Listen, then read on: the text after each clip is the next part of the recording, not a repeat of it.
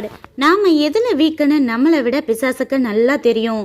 ஏற்கனவே பாவத்தின் மீது ஆசை இருந்தால்தான் அவனால் நம்மளை ஈஸியாக தள்ள முடியும்.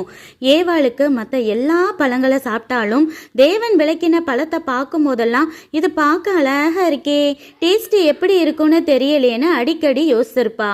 இதுதான் கண்ணின் இச்சை. அதான் பிசாசு தூண்டின உடனே சாப்பிட்டா. சாராள் ஆகாரை தரும் முன்னமே ஆபிரகாமுக்கு ஆகார் மேலேயோ இல்லை வேறு திருமணம் செய்தாவது பிள்ளை வேணுங்கிற எண்ணம் இருந்ததுனால தான் சாராள் சொன்ன உடனே ஆகாரை மறுப்பு எதுவும் தெரிவிக்காமல் திருமணம் செய்த ஆபிரகாம் அதே சாராள் ஆகாரை இஸ்மவேலை அனுப்பிவிடு என்று சொன்னபோது ஆபிரகாமுக்கு மனம் வரவில்லை.